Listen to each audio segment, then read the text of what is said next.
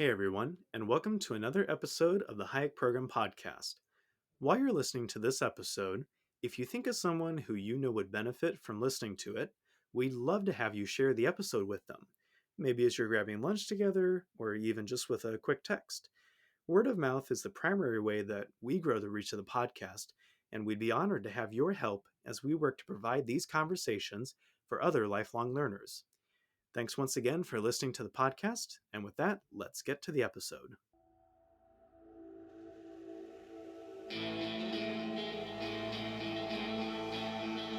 You're listening to the Hayek Program Podcast.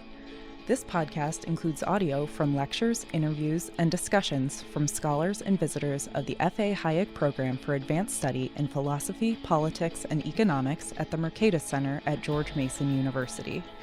To learn more about the Hayek Program, visit hayek.mercatus.org. To learn about graduate student fellowship opportunities with the Mercatus Center at George Mason University for students at Mason as well as at universities across the globe, please visit students.mercatus.org. Good afternoon. It's October 19th, 2022. I'm Rosolino Candela, Senior Fellow with the F.A. Hayek Program. Welcome to the Hayek Program Podcast. I'm very fortunate today to be joined by Dr. Don Boudreaux, who will be talking about the intellectual history of the economic theory of monopoly and antitrust policy in the United States. Don is a professor of economics here at George Mason University, as well as the Martha and Nessel Getchell Chair, as well as a senior fellow with the F.A. Hayek Program here at the Mercatus Center. Don, welcome. Thank you for being here. Thanks for having me. This is a fun topic. Now, I'm really excited to talk to you today about one of the fields of economics that you're an expert in, which is namely the theory of the firm, also known as industrial organization, as it's known today, and antitrust policy. Now, in recent years, we've been entering an intellectual climate in which there has been a fear, not that it's new, but a new type of fear of monopoly power across all sorts of industries, among them being what are known today as platform economies. We're talking about the Amazons, the Googles, the Facebooks of the world. It's regarded that because the large size of these firms and the degree to which they are concentrated or grabbing market share, you might say, that there are these renewed justifications for antitrust policy, you might say, given that potential for monopoly power. So I just wanted to ask you how this all got started, in the sense that what is the history and the origins of the regulation of monopolies, also known as antitrust regulation in the United States? On what basis was it first justified when it first originated? So the United States is a pioneer in lots of things. Unfortunately, we're also a pioneer in antitrust legislation. It's commonly said that antitrust began in 1890 with the passage at the federal level of the Sherman Antitrust Act. That's not quite right. Antitrust it did begin in the U.S., but it began a year earlier. It began at the state level in 1889, when a number of states passed state-level antitrust statutes. And the political forces that led to the enactment of these state antitrust statutes was intimately tied with the political forces that led 1 year later to the enactment of the Sherman Act. I forget now exactly how many. It was something like 12 or 13 states had enacted their own antitrust statutes before the July 2nd, 1890 enactment of the Sherman Act, and then a handful of other states in the few months after that also enacted state antitrust statutes. The short story, well, it's not a short story, but to make it as short as possible, so we don't take up the entire time here, is immediately after the Civil War. Of course, we get the transcontinental railroads, and not just the transcontinental railroads. Railroads were expanding. We get the telegraph. We get the telephone. And so communications and transportation are becoming a lot less costly. For the first time, the American continent becomes a nationwide market, or or at least large regional markets tied together by the railroads and the telegraph. And so some firms are able to take advantage of economies of scale that were simply impossible to do before. As a result, of course, some smaller firms that had been around for generations, those types of operations, smaller firms, they were outcompeted by these larger, more entrepreneurial firms that were taking advantage of the larger economies of scale. A lot of people think it was John D. Rockefeller's Standard Oil Company that was the big bugaboo. It was certainly mentioned, but it wasn't oil at all that had much to do with the actual enactment of the state antitrust statutes or the federal antitrust statute. It was butchers and cattlemen, of all people. We take it for granted today that when we want to buy fresh meat, we go to the supermarket and there's the fresh meat. But until the 1880s, if you ate fresh meat in America, that animal was slaughtered very soon and very near where you bought it, because there was no refrigeration. So you ate meat if it wasn't immediately just slaughtered, it was salted, or it was canned, it was smoked. Americans like fresh meat, and so a great entrepreneur, Gustavus Swift, he was a butcher from Boston, descended, I think, from like some of the early Puritan settlers, actually. Gustavus Swift got this bright idea that he would centralize butchering. This is a completely new, unheard of thing to do. He moves to Boston in the 1870s, and he takes an entrepreneurial gamble. He arranges to experiment with a refrigerated railroad car. His wasn't the first, but it was the first that was economically viable. And so he starts slaughtering cattle, pigs and sheep too, but mostly cattle, in Chicago in the very late 1870s, and starts shipping these things by refrigerated railroad car all across the country. Butchers, local butchers, who had, they were the one source of fresh meat until that time, since ancient times. Many of them were put out of business, and they didn't like it, and so they complained about the unfair competition from what soon came to be called the Chicago meatpackers. Gustavus Swift was very successful. He immediately had lots of competitors, Philip Armour and two other producers in Chicago.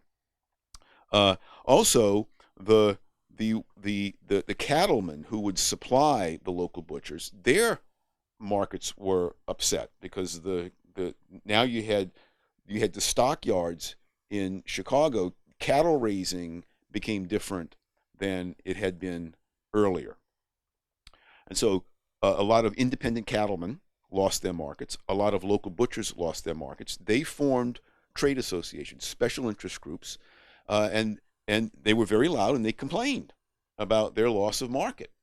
And in 1888, I believe, the U.S. Senate created something called the Vest Commission. It was named after Senator George Vest of Missouri, to look into these complaints. And the Vest Commission would travel around the country, meeting at the conventions of the Independent Cattlemen's Association and the National Butchers Protective Association. I think I have those names right. And they were very sympathetic. These cattlemen and butchers did get the ear of a lot of state legislators, particularly in the Mississippi Valley, and that's where the first antitrust statutes emerged. Interestingly, a lot of these antitrust statutes explicitly had provisions that outlawed price cutting, because that was the complaint.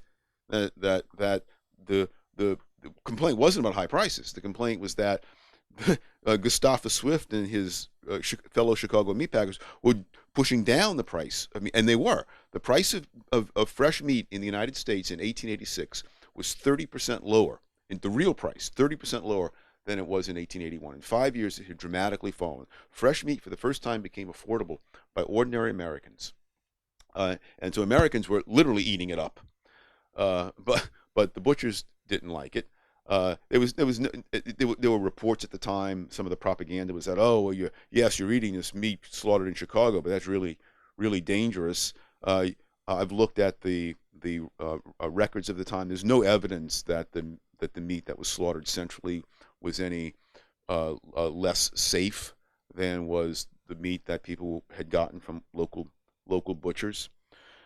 Anyway, for a variety of reasons that are too intricate to get into in this discussion, the Vest Commission, its members were closely associated, closely aligned with the National Butchers Protective Association and the Independent Cattlemen's Association. They took that sympathy for antitrust back to Washington.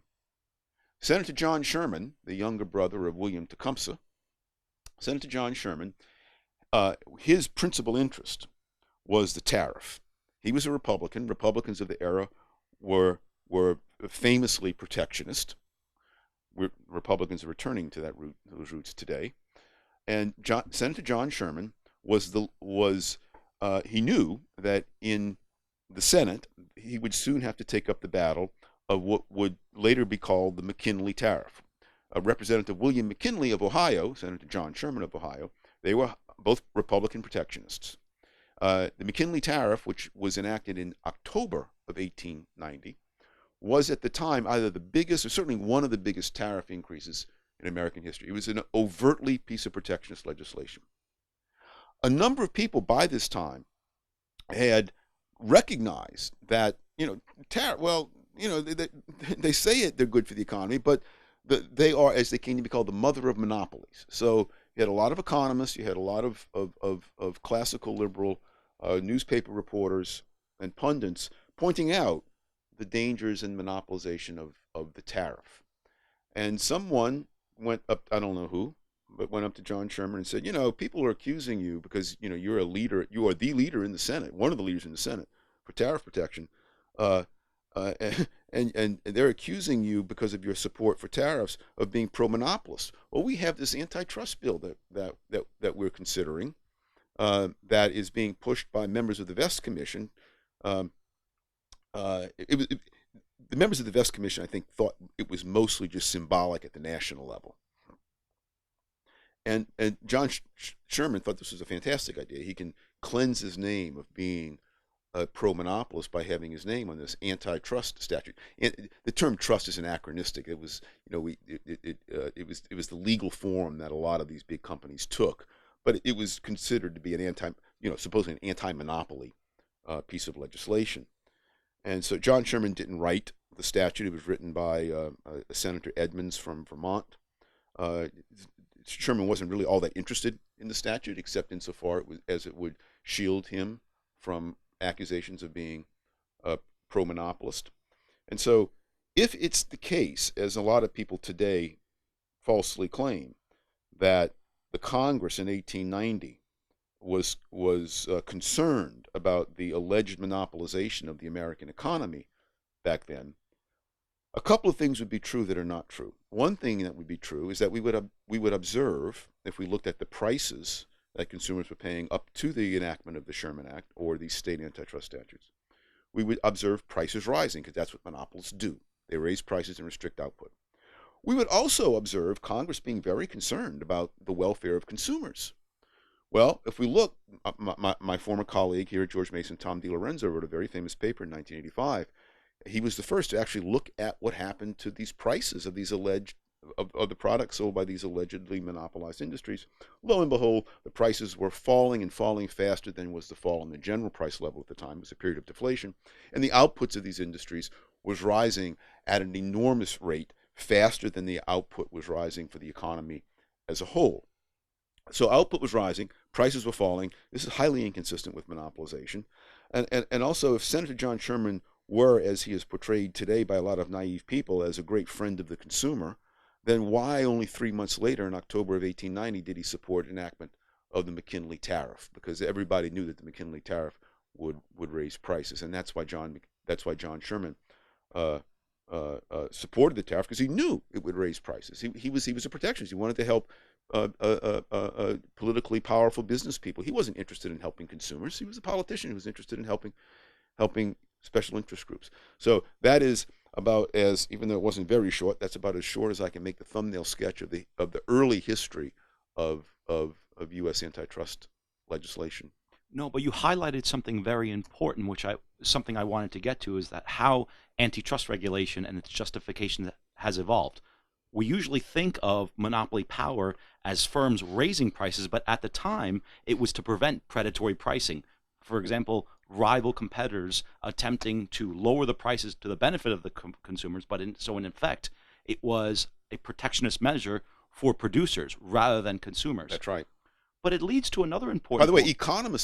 economists of the era didn't like the antitrust statutes. They were not friends of it. Economists on the left opposed it because the sense then was that, well, a rational economy has big firms, and so they predicted that the economy would grow in these big firms and they could be then taken over by the government and socialized.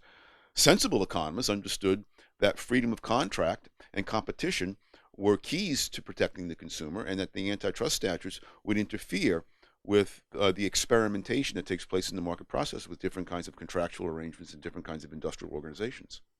That's very interesting, because what you mentioned is how classical liberal economists at the time were opposing the tariff precisely because of the monopolistic tendency it could create. Mm-hmm. But by the mid-20th century, there was this intellectual transition, you might say, where you might say the tools of economics, which had been at one time provided an understanding of the workings of a market economy, became, you might say, the intellectual legitimization of antitrust policy. And I'm referring to something that is known today as the structure, conduct, performance paradigm.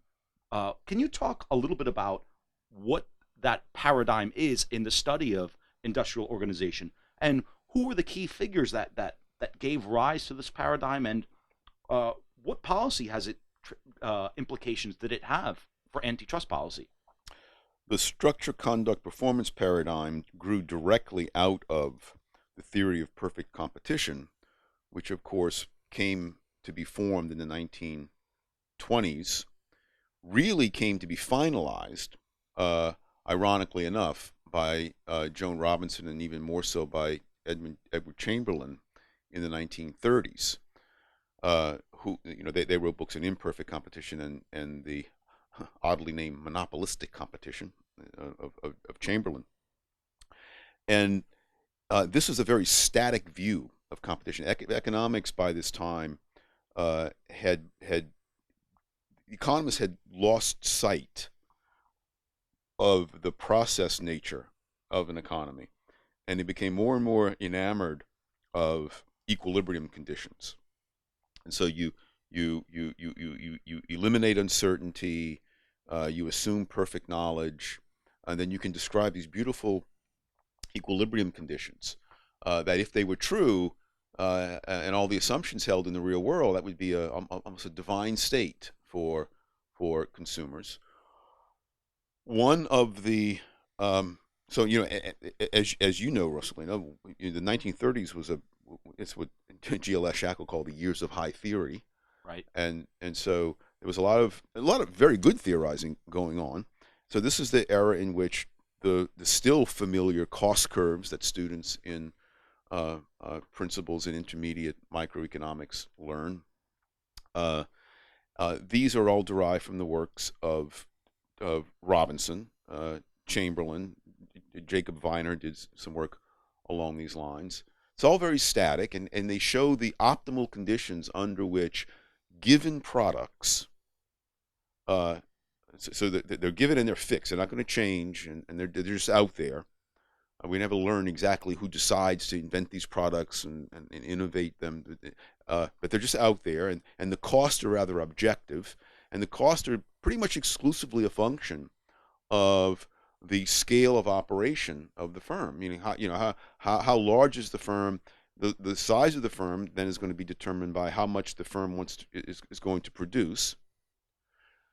And so it was, the model was developed that showed that, well, under just the right conditions, if you have industries where the demand is high and the optimal scale of operation is relatively small, then you'll have a lot of firms in the industry, because they'll all be operating at their lowest cost, and you'll have a lot of firms competing against each other, and that's fine. That'll keep prices low. It'll look kind of like what the perfect competition model tells us the world should look like if it's going to be perfect.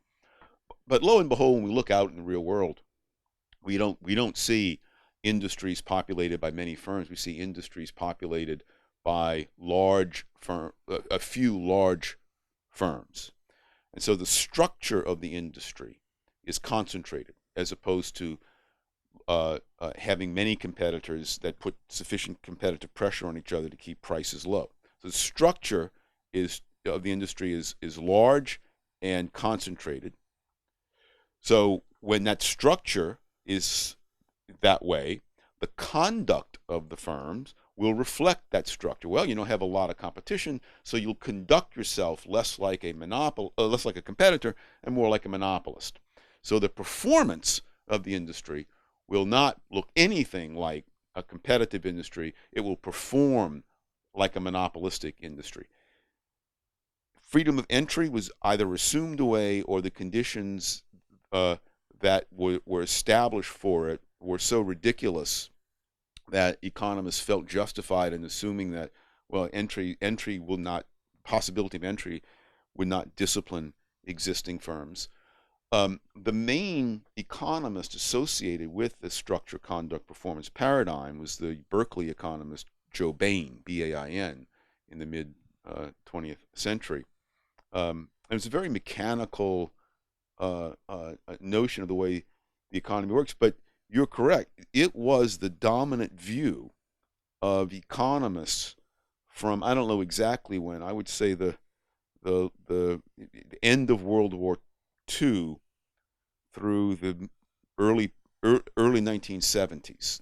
And it was virtually unchallenged. It was taken as an article of faith that, well, you look at the structure of the industry, that's going to determine its conduct, and the conduct is going to determine the performance of the industry. And that structure, unfortunately, in this world of ours with lumpy investments, that structure is too often going to be such that there are too few firms in the industries to allow those industries to behave competitively. It's funny you mentioned the early 1970s, because around that time, for those that are listeners of the podcast, many are familiar with the fact that the South Royalton Conference in Vermont in 1974, which oftentimes, along with the awarding of the Nobel to F.A. Hayek, marks the revival of the Austrian School of Economics. And figures like Mises and Hayek were central to reviving this notion of competition as a rivalrous process where you focus on the conditions of freedom of entry and exit, not necessarily the structure of that market. Mm-hmm. But at the same time, there was a less known conference that took place that very same year, 1974, known today as the Arley House Conference, which gave birth to, you might say, a counter-revolution to the study of industrial organization, what is known today as the New Learning. Can you talk a little bit about what was the New Learning? Who were the key figures that led to the seminal contributions, and why the conference was formed? Yeah, so Arley House, which as you know, is a conference center just a few miles south of where we are here in Fairfax, Virginia. It's down near Warrenton, Virginia. Excuse me. The New Learning, as it is appropriately called, began, though, before 1974. I think an unsung hero in all of this is a man named Aaron Director, who was Milton Friedman's brother-in-law. He was the older brother of Rose Director Friedman. Aaron Director was an economist. Early on, he was pretty leftist. But he winds up teaching at the university. He's an economist teaching at the University of Chicago Law School. And, of course, antitrust is taught. Antitrust has a lot of obvious economic applications. And Director was a good enough economist that he questioned. We're talking now in the 40s and 50s. He's questioning a lot of these unquestioned assumptions that economists are making, and lawyers, and antitrust lawyers are making about industrial performance. So he's teaching students to be critical of the accepted wisdom. One of his students, by the way, was Robert Bork, who later went on to write one of the great books in antitrust law, The Antitrust Paradox, in 1978. And so Director then founded the Journal of Law and Economics in 1958. And in that journal, starting then, almost every issue, there was at least one, usually multiple, articles that challenged the accepted wisdom of mainstream economists about the structure, conduct, performance paradigm. You had articles by, one of the most famous ones was by John McGee that busted the myth that Standard Oil won its dominance through predatory pricing. There's simply nothing to that story. Right. You had an article in 1960, I think, by Lester Telser, explaining the economic rationale for resale price maintenance, which at the time was and had been long held to be per se illegal by the courts. You had articles by Harold Demsetz, more empirical articles looking at concentration ratios, which we'll probably talk a little bit more about in just a moment. You had a whole series of articles in the Journal of Law and Economics that were so powerful in both their logic and in their empirics that they simply couldn't be ignored. Yale Brosen, by the way, was another great scholar. He taught at the University of Chicago Business School, who looked at accepted antitrust doctrine with an appropriately jaundiced eye. And so this research accumulates. So 15 years after 15 years, I wasn't around. I mean, I was a child and I wasn't in economics then, but I have a sense that sometime in the early 70s, people said, we have something here. This is not just one or two random articles. This is like we're completely rethinking antitrust doctrine. And let me say, the courts, because the antitrust obviously is litigated in the courts, the courts had come to accept much of the structure, conduct, performance paradigm. There were some ridiculous Supreme Court rulings on antitrust in the 1950s and 1960s. They read almost comically today, given what we know about economics and about antitrust. And so, under the auspices of the Columbia University School of Law, there was this conference call. Why they chose Airlie House, I don't know, but it was an assembly of who's who among in the industrial organization economists of the era. The first essay in it is written by the late great Donald Dewey, who was an economics professor at Columbia. I knew Don Dewey toward the end of his life. He was a great man. He was certainly no stark raving libertarian, but he was a first-rate antitrust scholar. And one of the things that Dewey does in his intro is he mentions the work of Dominic Armentano, who is an overtly Austrian oriented scholar.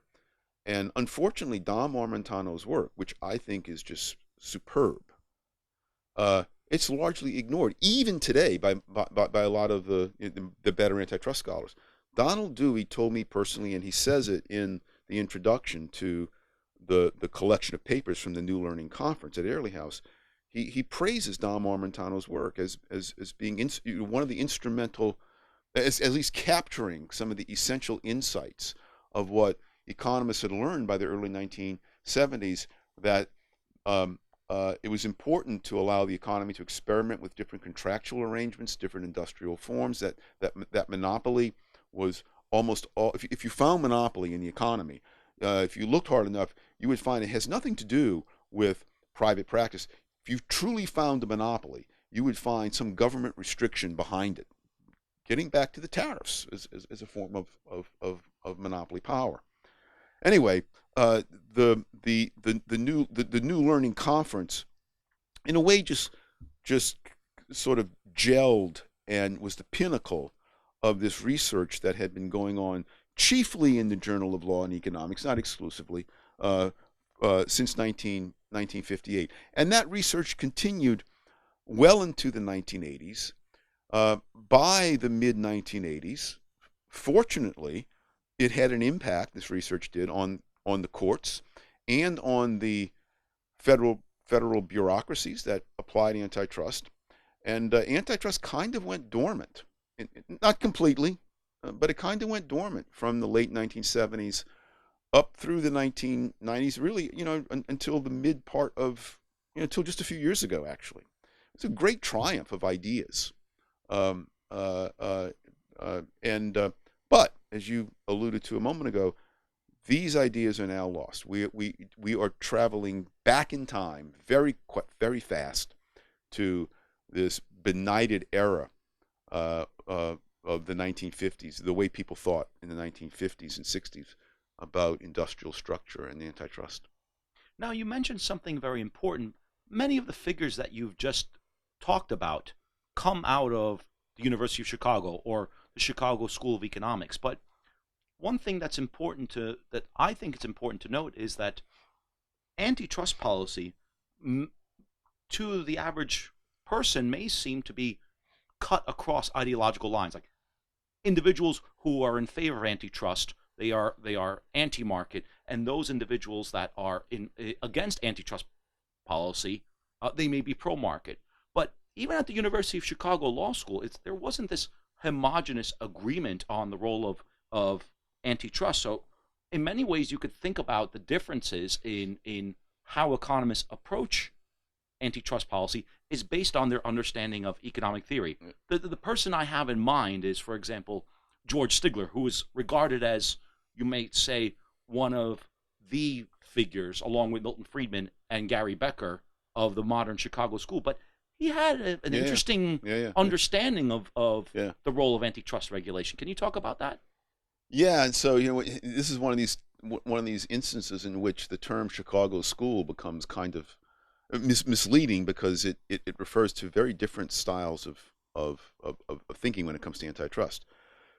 So I think of Harold Demsetz, for example, as being a member of the Chicago School, broadly considered. And Harold Demsetz, although I think he believed that, well, okay, it's okay to have antitrust to police against overt price fixing agreements. Other than that, he was no fan of antitrust. George Stigler is very different. George Stigler thought that antitrust, he said in the 1984 interview, he said he thinks antitrust the antitrust law is a law very much like laws against murder and theft. He thought these were fantastic. So you're correct that there is no one Chicago view on antitrust. But what is true is that much of the excellent research that led to the new learning, that busted the myth of structure, conduct, performance, nearly all of that research that got a lot of attention was done by scholars working in the Chicago tradition. Now, let me say a word about the Austrians here. So some of the better scholars working in the Chicago tradition that did this, I'm thinking of Harold Demsetz, Armin Alchian, Lester Telser, even later Oliver Williamson, who most people wouldn't think of as an Austrian, and even Yale Brosen. Oh, Yale Brosen, yes, thank you, yes. At the time they're doing most of their work, the Austrian, there was no formal Austrian school anymore. Israel Curzon was teaching at NYU, and Donald Dewey, although he was at Columbia and Duke before that, he was trained in Chicago. He was very much a Chicago economist. These scholars were very Austrian in their approach. The language they used was a little bit different than the language used by Mises and Hayek, but it was if you read Demsetz, if you read Dewey, if you read Brosen, if you read John McGee, if you read Robert Bork on nature of competition, it's very much. It reveals very much an appreciation of the need for entrepreneurial experimentation, the robustness of potential entry as a disciplining device, the complexity of the world, thus requiring various subtle sorts of various different kinds of contractual arrangements that are all assumed away or overlooked in the simple textbook structure, conduct, performance models. And so I think the new learning economists, let us call them, although most people would formally classify them, and they themselves would classify themselves as affiliated with the Chicago School more broadly. They were very Austrian in their approach. I think had they been a generation younger, or had the Austrians had the South Royalton Conference not in 1974 but 1954, I think maybe some of them would be more would have identified more self-consciously as Austrians. I think one of the most important things that these figures that you're talking about revived is that the only form of competition is not just price competition, that competitors compete on all these various sorts of margins, and it's those margins Which that George Stigler, he in one sense he got it, but George Stigler could never for some reason break away from the perfect competition model as the ultimate standard. right. I'm sorry I interrupted you. No. But this is right on the point, which is that rather than thinking in terms of just price being the only measure of the extent to which an industry or a market is competitive, well, we have to look at these non-price margins. Yes. For example, individuals in the structured conduct performance paradigm might regard as advertising as being manipulative and therefore creating monopoly power.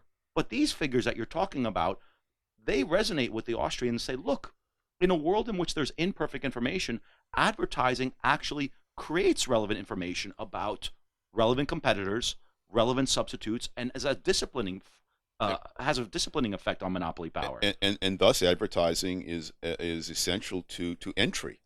If you're going to compete with a well-known incumbent, consumers have to know about you, and they have to know about the deals you're offering and how your product differs and is better than the product offered by the incumbent. And that advertising then keeps the incumbent more honest, and because it allows it facilitates entry, which of course is the ultimate disciplining device. Let me quickly say one word about a man we haven't yet mentioned. Please. Joseph Schumpeter. Yeah. Who is not an Austrian in the standard sense, but he did attend with Mises Bombewerk's seminar. But Schumpeter's Capitalism, Socialism, and Democracy, book 2 of that, I still believe that contains the single best and clearest description of the nature of capitalist competition that I've ever read. And in that, Schumpeter explicitly, actually, I don't know if he uses the term perfect, I can't remember if he actually uses the term perfect competition anymore, but he explicitly goes after the model of perfect competition. Because this is just, he didn't use the term bogus, but that's what this is just bogus. This is just nonsense. This is not capture capitalist reality. If competition in the real world looked like this, we wouldn't like it. That's not the kind of competition we want. We want competition in which you get new products. We want competition in which you get dramatic reductions in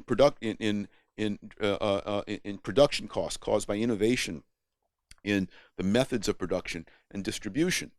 And Schumpeter was quite clear that the only source of monopoly in a capitalist market is government restriction, and not large size, not advertising, not predatory pricing, none of this nonsense that a lot of the structured conduct performance people had latched themselves onto.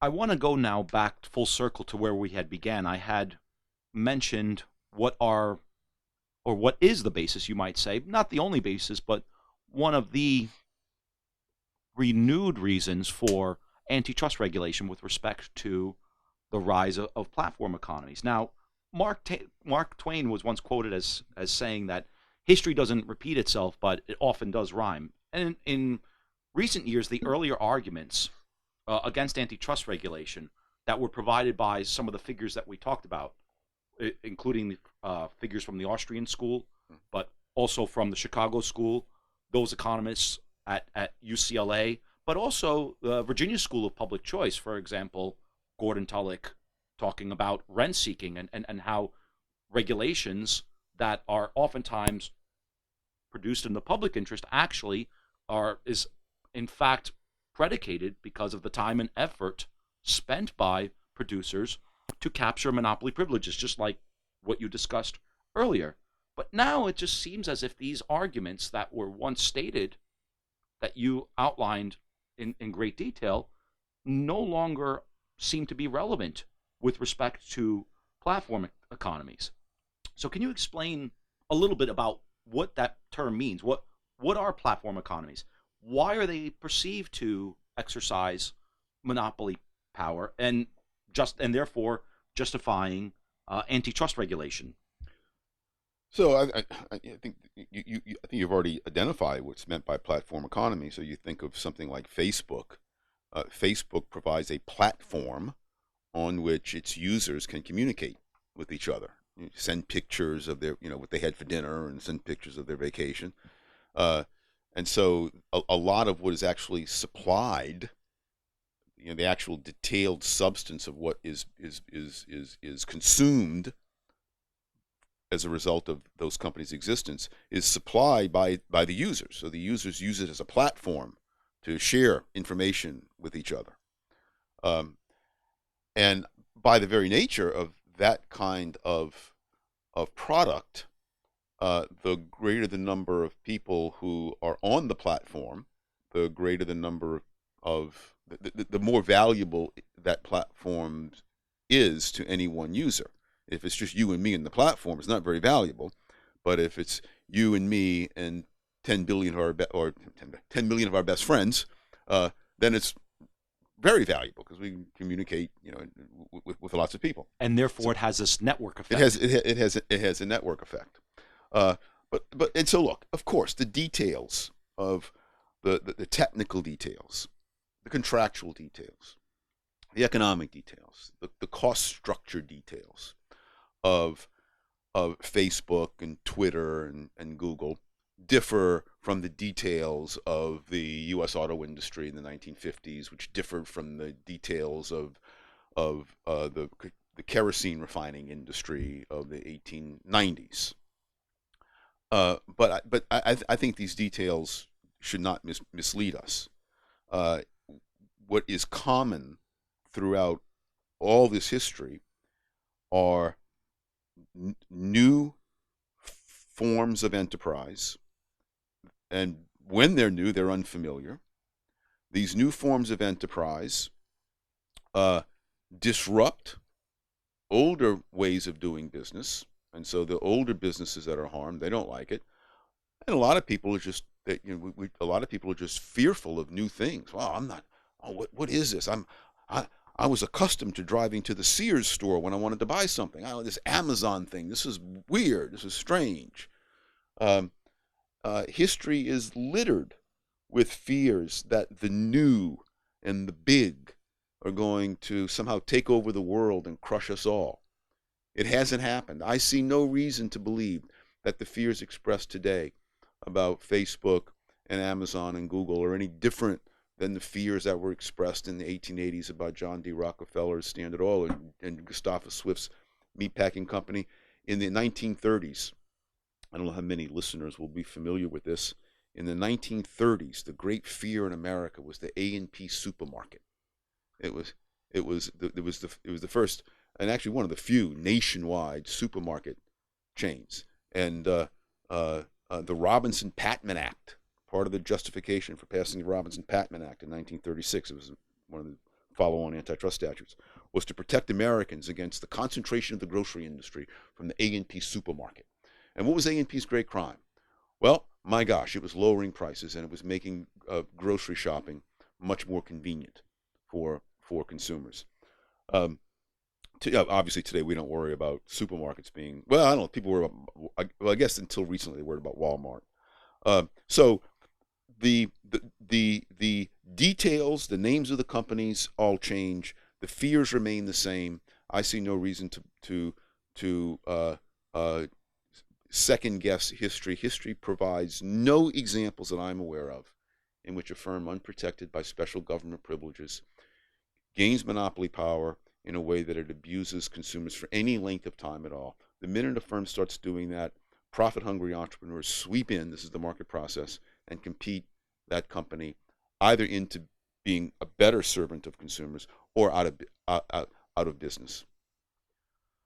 So you talked a lot about renewed fears, but do you see this also as a return or an intellectual return? Is the basis for renewed calls for regulation of platform economies, does it have any intellectual basis behind it? Do you see a trend towards a revival of the structure, conduct, performance paradigm. That's why I meant that. Oh, Yeah. yes. Yeah. Well, I mean, certainly the structure, conduct, performance paradigm is coming back. It's got some additional curly cues to it, but that's because people have forgotten the new learning. The structure, conduct, performance paradigm is being revived, and along with it, active antitrust intervention, not because we've discovered something new about the economy, but because we've forgotten what we have learned about the economy in the past and what we've learned about economics in the past. So these people now in Joe Biden's administration, these antitrust warriors, Lena Khan, for example, at the FTC. In fact, she was only born in the 1980s. She was born long after the new learning had come of age. And let me not be unfair to Democrats here. There are a lot of people on the Republican right who are also all hot and heavy now for active antitrust enforcement, and they're just as economically ignorant as people on the left. The language they use is a bit different, and their motives may be a bit different, but it's all the same. One thing we didn't mention, we should take a moment to mention it. It's not just the case. So let's give the structure, conduct, performance model at least 1 star, because it did care about consumers. It did accept the consumer welfare standard. Right. Excuse me. It did accept that the standard for judging the performance of an industry is how well it served consumers, not how well it protected existing businesses. A lot of people today, on the left and the right, want to reject the consumer welfare standard. They say, well, that's just consumer welfare is only one of the goals that the economy should promote. There are other goals too, like producer welfare. We don't want to make producers' lives unduly uncertain with all this competition, and that is a very pernicious and very dangerous way to think about matters. But it does, however, I will give it this: it is more true to the original intention behind the antitrust statutes. The original intention behind the antitrust statutes was not consumer welfare. It was to protect producers. It was a protectionist measure.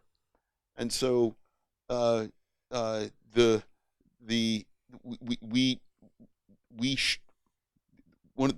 the great things that happened with the new learning was to nail in place consumer welfare as the standard for judging the economy's performance. And again, that it didn't have to work too hard because the structure, conduct, performance people accepted that as well. And secondly, it nailed in place the recognition that the economy is a dynamic process for which we need a lot of experimentation, and we can't just rely upon simple models to tell us what is and what isn't and isn't competitive. All this learning now is gone away. There's a rejection of the consumer welfare standard, an explicit rejection of the consumer welfare standard. These people reject it and think they are very profound in doing so. I don't think there's anything profound about endorsing an economy that promotes waste and promotes the interests of producers, basically giving them monopoly power. And they're ignorant of the dynamic nature of market forces and of the complexity of the economy into which they propose to intervene.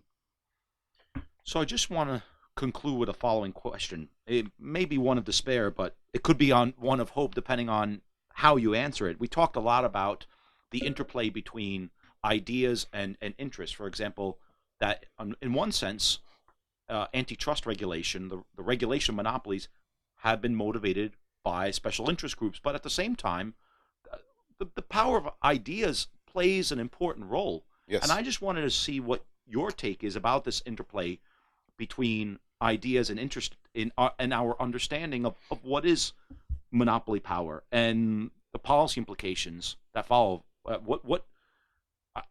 I don't want to put you on the spot, but if the lessons of history have taught us anything, what can we learn, and what might be you might say, a prediction for the future? Well, the research that I mentioned earlier that was done mostly in the Journal of Law and Economics and giving rise to the New Learning Conference at Airlie House, that research, as I said, did have a huge impact on antitrust policy. The impact, I'm not sure how much of that impact was directly through public opinion, probably very little, but it had a huge impact on on judges, particularly federal judges, who basically became embarrassed to be the economic illiterates that they had been before the New Learning exposed the earlier views as being economically illiterate. But look, you and I are in the idea business, and I don't think it's self-delusion to believe that ideas matter. I think they matter greatly. No one person no one school is going to have any significant impact in one direction or another on public opinion. But as Bob Tollison, my late colleague here at George Mason, said many years ago, I think you've heard Pete Betke relate Tollison saying this. Bob had this delightful South Carolina accent. He said, I even tell him, Don, we're all part of the equilibrium. And what Bob meant by that is we throw our ideas out there in as compelling and clear a way as we can. Though our ideas compete with the ideas of others. And then it's sort of like a dialectical process. You get a synthesis of ideas. Some people will heed them, and public opinion will be affected as a result. It might not be detectable. It certainly won't be in a direction as complete as any of us would like, but we have to believe we're doing that. And so in the antitrust sphere, we just have to go back to those of us who I believe better understand the nature of a competitive market economy and the dangers of antitrust intervention, have to go back to work. And even though it had been, just basically repeat a lot of the same lessons that were taught and now are lost from the 1950s, 60s, and 70s and 80s. Apply these to the new industries. Be very patient in explaining these ideas. Not feel reluctant to repeat them just because Robert Bork said that in 1958. Why should we say it now again? Well, because people have forgotten it. And so I think we are obliged as scholars who work in this area to take the threat of the neo-Brandisians, as they're called, after Leo Brandeis. It's a serious threat. If it gains more traction, it will do real damage to the American economy and hence to the American people and to the global economy. And so it's up to we have to do what we can to resist it. Don, I want to thank you very much for your time. This was a very interesting conversation. Thanks for having me.